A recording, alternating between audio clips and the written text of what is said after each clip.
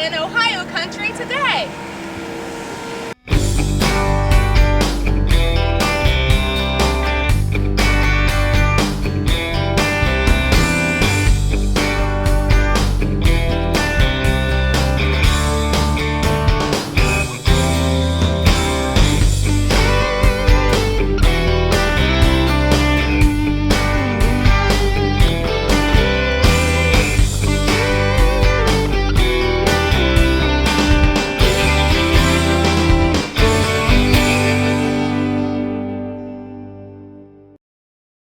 In Ohio country today, brought to you in part by the following: Koenig Equipment, Allen Davis Insurance Agency, TRUPOINTE Cooperative, Brumbaugh Law, the Ohio Soybean Council, the Ohio Corn Growers, and Poet BIOREFINING.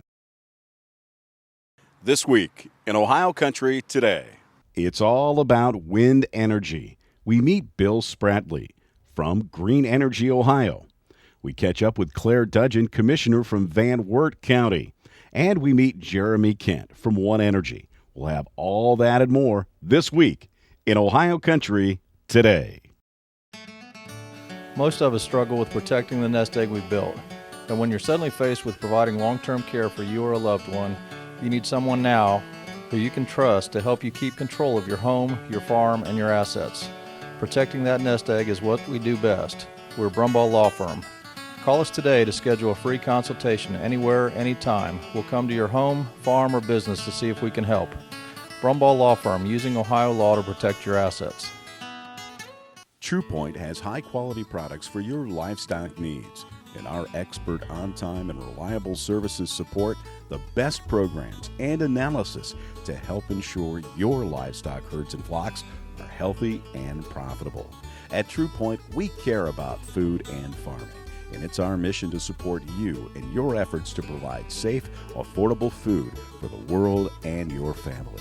For energy, turf, grain, feed, agronomy, farm, and home, remember TRUPOINTE. Hello again, everyone, and welcome back to In Ohio Country Today. This week's feature, of course, is all about wind energy. And joining me now, a guy who knows a lot about it, Clair Dudgeon, who happens to be a commissioner up here in Wert County. Clair, how you doing today? Hey, just real fine, and glad you could come up and visit our wind farm. We are sort of known as the Wind Central of Ohio. Well, we're with a group here from Green Energy, Ohio, taking a tour up in this neck of the woods and just trying to educate people on the positive things and what's happening with wind energy. You guys are one of the leading edge, cutting edge communities, counties here in the state of Ohio that have jumped right into it with both feet. Tell us how does the water feel? Okay, well, we're real happy that we've worked with and invited Iberdrola Renewables and other companies to come in to harvest the wind energy, and really truly that what is, it's like we're an agricultural area where we harvest grain, we're harvesting the wind and turning that into electrical power. You know, everybody knows the strength of agriculture here in the state of Ohio, and you look at counties just like your own here in Wert, and you're in the heart of it all. Mercer County, Auglaize County, Putnam County, some of the biggest farm and grain producers here in the state of Ohio. Has the impact of putting these turbines up had anything to do with the production aspect of our grain farmers? Well, the grain farmers were really happy to cooperate and lease their land, for the wind energy, and it's turned out to be a very good economically for them. I think in Wert County there's about a little over $1 million a year that goes to the landowners for leasing their lands for wind energy. So we're talking about a financial benefit for our farmers, but that translates into a financial benefit for the county too, doesn't it, Clair? That's correct. The benefit to the county and the taxes that are coming in are $2.2 million. Wow. As a result. Schools are the largest benefactor, of course. About 80% normally of most counties go to the schools. And it's been brought about a lot of road upgrades for the townships. They are put back together better than they started. And so it's given them asset value too.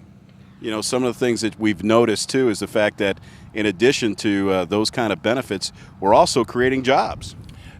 Several. During the time that Iberdrola Renewables had this construction program going on, they tried to hire as many Ohio resident workers, employees, as they could. Our hotel motel tax went up almost, so high is hard to believe, almost doubled itself. Sales tax revenues increased substantially, and because of the rental of the rooms and the food that they're buying, and also the restaurants they go out to. So it was just like we had a harvest. Well, one of the things, too, that we talked about as far as harvesting is concerned is harvesting the products and services also being provided to help put this together and sustain it. One of the things that you mentioned earlier to this group, as I heard you speak, is whenever it was possible for the organizations that were and the businesses that were building the turbines, they used local products and local services. As much as they possibly could. The security people were local, from Lima. And the block masons, I know of a local friend that was able to have an employee opportunity here. And as I mentioned, even right down to the portable outhouses, they were locally. And it's surprising, the stone quarry was local. The concrete company was local. We had so many of the resources we didn't realize going into the project like this. Claire, what is the future look for Van Wert County? How far can you go? How far do you want to go in continuing to build this product here in the county? Well, Iberdrola Renewables themselves have 2 more projects that could include northeast Van Wert County. BP Energy has a project in the south, 3 townships of the county.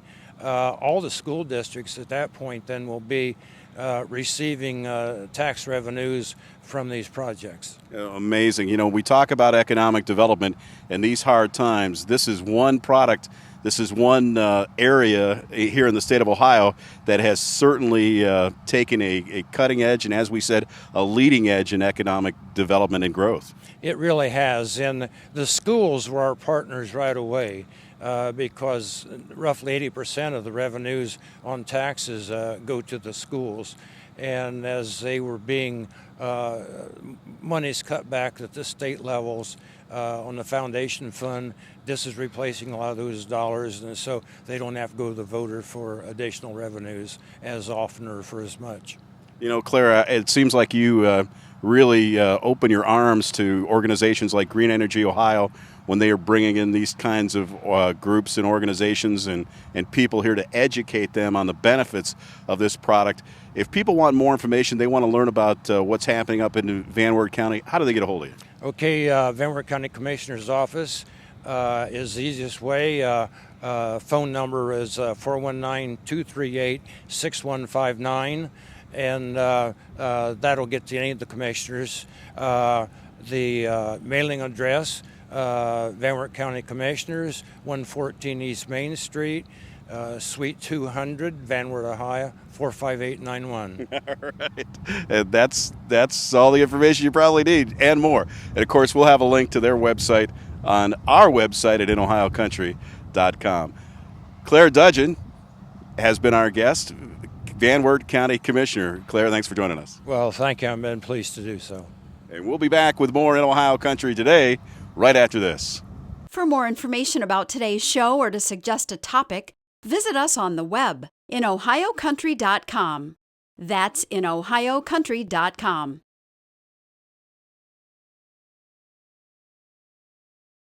Farming Fast Facts. Facts.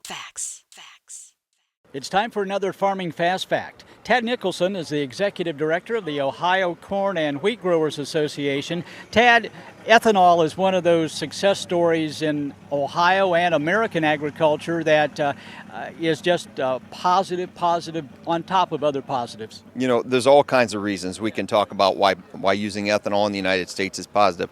We have it's cleaner burning, it's American made, it created jobs that can't be outsourced to other countries in the United States. But I think the thing that really resonates when gasoline prices are reaching near $4 is the fact that ethanol reduces the price of our gasoline. It absolutely does. In fact, we have a lot of research on this, not done by us, but by economists that say that having ethanol in the gasoline mix has reduced our gas price by $1.09 per gallon last year in 2011. And that means that no matter where you travel in the state, if you're going from Columbus to Cleveland, from Dayton to Akron, there is a lot of money that could be saved, and we've just been able to illustrate that through some displays that we put out for consumers and farmers alike. And ethanol has helped with that bottom line. This has been another Farming Fast Fact. Farming Fast Facts. Facts. Facts. Facts. I'm Jereme Clair, a fifth-generation soybean farmer. Farming can be tough, but we have the Ohio Soybean Council investing farmers' dollars to find new uses for soybeans. Their research helps develop better beans for livestock, poultry, and for people. It also helps create new products like soy-based cleaning supplies and paint cartridges. Plus, cleaner-burning soy biodiesel reduces our dependence on foreign oil. Soybeans are Ohio's #1 agricultural export. To learn more, visit soyohio.org. Welcome back to In Ohio Country today. We're in beautiful Van Wert, Ohio, and joining me now is Jereme Kent from One Energy. Jereme, we were at a very important spot here in Van Wert because we're talking about one of your company's products, wind turbines. Absolutely, and so it's a fun project for us, the Cooper Farms Wind Project. Right now is the largest net metered wind project in the state, meaning that it's privately consumed electricity. This is a 3-megawatt facility consisting of the 2 turbines that you see behind us. And they're in the process of adding another 1.5 megawatts, correct? Absolutely. It's kind of a great compliment for us when they've had a chance to see the turbines run for 6 months and decide that they want to go ahead and get that 3rd turbine up and running and get back up to 70% of their facility from wind. And that's pretty exciting. I mean, right now near 50% to get up to about 70% of their supply coming from wind energy. How many other facilities are taking a look at this facility and saying that's something that we're interested in? We're seeing a whole lot more of it. And as facilities are realizing that wind can work in Ohio when it's right, and more importantly, wind can work for businesses, not just international companies looking at doing wind as a power producing facility. So it's a great way for these guys to control their own costs and to help improve their bottom line so they can continue to invest in their company and their employees. You know, Cooper Farms is one of our largest turkey processing facilities in the country, and of course one of our biggest agricultural businesses here in the state of Ohio. For them to get involved in this type of energy has to be something that has to be cutting edge and taking a leadership role. What are the response that you're getting back from the company on what they're doing? Obviously they're adding to it, so they must be pleased. Absolutely. Cooper Farms has for years been a leader in being energy efficient, being responsible, being green. They've done everything from the basics of insulating their buildings properly to looking at the right motors, the right heat control, and they've taken all the little steps. This was a chance for them to take a nice big step and really substantially change their energy profile. And I think they've been pleased. It's evidenced by the 3rd turbine going up, and they get to do what they do, and that's continue to be leaders. You know, Jereme, one of the exciting things is the fact that we're with a group from Green Energy Ohio that's touring various locations such as this here today. What do we need to do to educate the general public on the safety and the viability and the basic product itself and the use of itself and the viability of it? It's an excellent question. Wind, when done right, is good for everyone. The problem is, historically, over the last 10, 15 years in this country, there have been times when it hasn't been done right. And so it's important that communities that are getting involved, companies that are getting involved, individuals who are going to be around it, take the time to get the right information. You're more than welcome to go to our website, oneenergywind.com/windmyths.html, where we have a bunch of the studies that we've found that help people get information. None of the studies come from us. We just put them in one place for you. But challenge the companies you're working with, ask them the hard questions, get the answers in writing, and don't just settle for the easy answer, because there is no easy answer in anything that we're doing. Jereme, thank you so very much for being with us today. Thank you, sir. I appreciate the time. And we'll be back with more in Ohio Country today right after this. It's time now for the Koenig Care Minute, brought to you by Koenig Equipment. To maximize your equipment uptime, remember Koenig. Welcome back to In Ohio Country today. We're visiting with Melissa Reinhardt, Melissa with John Deere, but Melissa's actually from Ohio, an Ohio State grad. Melissa, tell us a little bit about that and where you are today with John Deere. Absolutely. Graduated from Ohio State in 2009 with an ag business degree and started with John Deere right out of college. I've now work in Waterloo, Iowa as a senior marketing rep for the row crop tractors. And excited to be back in Ohio for the show. When our viewers that might not be that knowledgeable about the farm, about agriculture, see these numbers, what it means is the different horsepower and the different size of tractors allows for farmers with different kinds of needs to purchase a tractor that's just right for them. Correct, and that's one thing that's been a big question here is explain that model number system. So if we want to take a look at the hood of the tractor over here on the right, you'll see a 6125M. That 6 denotes our family of tractor, which is really the size and that's chassis size. The 125 is the engine horsepower, so 125 engine horse, that's available to power the implements that this tractor might be pushing, or maybe if we have front end loader work. And then that M, that's denoting the spec level. Like I said before, we do have different spec levels within the 6 family. There's that D, M, and R. The D is a value spec tractor, where that M is the mid-spec tractor. It has a little more options, and then our R, that's the bells and whistles premium spec tractor. Melissa Reinhardt has been our guest. Melissa from Tiffin, Ohio, and with John Deere now out of Waterloo, Iowa. Melissa, thanks for being with us. Thank you.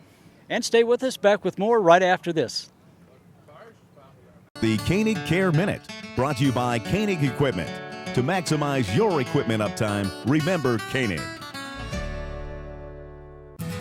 I'm Terry McClure, a fifth-generation soybean farmer. Farming can be tough, but we have the Ohio Soybean Council investing farmers' dollars to find new uses for soybeans. Their research helps develop better beans for livestock, poultry, and for people. It also helps create new products like soy-based cleaning supplies and paint cartridges. Plus, cleaner-burning soy biodiesel reduces our dependence on foreign oil. Soybeans are Ohio's #1 agricultural export. To learn more, visit soyohio.org. Hello again, everyone, and welcome back to In Ohio Country today. Big Dan Wilson with you. Just want to remind you, if you have any news or information or questions about today's show, you can always drop us a line. Drop me an email at dan@wilson1communications.com, dan@wilson1communications.com, or check us out on the web at inohiocountry.com. That's inohiocountry.com. Farming Fast Facts. Facts. It's time now for another Farming Fast Fact. And today we're talking about wind energy in Ohio. Charles Brush designed one of the world's first electricity-generating windmills in Cleveland, Ohio, back in 1887. His engineering company built the windmill dynamo at his home, and it operated from 1886 to 1900. The Bowling Green Wind Farm project was Ohio's first utility-scale wind farm. The project was a venture between the City of Bowling Green Public Utilities, American Municipal Power, and Green Mountain Energy Corporation. The first 2 turbines were dedicated in November of 2003, and 2 additional turbines were dedicated on November of 2004. The modern wind industry is just over 10 years old. In the last 10 years, billions of dollars have been spent on research, quality control, and improving performance. Modern turbines of all sizes are state-of-the-art engineered machines. Now, these turbines have been installed, tested, and proven in diverse environments around the country and around the world. Investors, financial institutions, corporations, and governments have invested and continue to invest in these proven and profitable machines. Wind turbines are a proven technology in Ohio. Farming Fast Facts. Facts. 2012 was a devastating year for Ohio farmers. And you want to know, what are your options? Alan Davis is a business owner and an active farmer. He understands your needs with Total Farm Protection for your home, vehicles, farm personal property, crop insurance, and much more. With 2 locations to serve you in Wapakoneta and St. Mary's. Call us at 1-800-686-2148. Hello again, everyone, and welcome back to In Ohio Country today. In the heart of Van Wert County, I'm joined by Bill Sprately, who's Executive Director of Green Energy Ohio. And Bill, you want to explain to our viewers what we're doing out here in a cornfield in Van Wert County? Well, we're seeing the biggest private investment in the state of Ohio in 2011, $600 million. It's a project that's providing a lot of tax benefits, leases to the landowners, and jobs in construction. It really shows how renewable energy wind power can put people to work. It's part of our Green Energy Ohio tour this week all over the state. First time we've had a week-long tour. We've just taken people from the wind zone of Ohio, starting in Urbana, Bellefontaine, Wapakoneta, to come up here and to learn firsthand how wind works. It's interesting to talk to Commissioner Clair Dudgeon there about, what the benefits have been. And so I think, we have other wind farms that are being planned in Ohio, and so these first ones are critical to continuing to get wind into Ohio. The other backstory to this is that in our big industrial cities and plants around the state, we're the number 2 state in making parts for wind turbines. There's 8,000 parts in one of these big machines. We're actually very high up the list in solar panels, particularly in the Toledo area. So in addition to helping the environment, this manufacturing and the deployment of renewables really can put people to work. So we've been working on this 12 years, and I have to say I wasn't sure I was going to live long enough to see all this, but it's really happening. It's being embraced. Green Energy Ohio has about 600 members, and we publish a magazine every quarter. We've got an extensive website, but our tour is a great way to see homes, for example. We have 90 homes on the tour this weekend, and this is all on our website. You can see it all year long. So the Buckeye State, I think, is poised to become a big leader in green energy, and I think the jobs that we see and the impacts on communities are going to help sell that, and we're very excited to be here today. It is exciting because out of all the things that have been happening across the United States and even here in Ohio, as far as negativity, as far as people saying unemployment is too high or businesses aren't growing, this is cutting edge opportunity for our state to take the lead when it comes to renewables, and this is just a shining example. One of the exciting things that we saw today, and let's tell our viewers a little bit about what's happening at Cooper Farms, where we have an industry that's using wind energy to supply their own electricity needs. Yes, there's 3 turbines behind the meter, meaning that the power's not going into the grid. So we're seeing factories now and plants that are putting these on site. And it's lowering their utility bill, which will help their profitability and hopefully create more jobs. So it just goes on, and I think the example here is local. We hear a lot at the national level, and unfortunately green energy becomes a political football. Yeah. The reality is it's really at the grassroots, and I wake up every day. We used to know where all the solar and wind was in Ohio. Now I can't even tell you because it's at the grassroots. It's going up everywhere, and it's very exciting to see an industry take hold, and we think that it has a big future for particularly our children and grandchildren, and getting schools involved in this I think is critical too. One of the things that Commissioner Dudgeon had to say that was really exciting is that when a company comes in and starts building these types of farms and these projects, they're using local materials, they're using local labor, and the labor that stays afterwards to maintain it, and like you said, as far as the tax dollars that stay in the communities, it's a very exciting opportunity here in Ohio. Yeah, I mean, all renewables are local. Our fuel source comes up every day in the east. It creates the sun and the solar and the biomass. And the other interesting thing is no war has ever been fought over solar power. And so the more we can put in the ground here, it makes us less dependent on crude oil and sending soldiers into the desert. I mean, we're the guys in Ohio that invented the wind turbine. Charles Brush in 1888 over in Cleveland. We have some pioneers in solar, so we have a great industrial history here in Ohio. And it's something, particularly here in the rural part of the state, I think can provide a lot of income and help the rural communities develop as well. The other thing too that was mentioned was the environmental impact.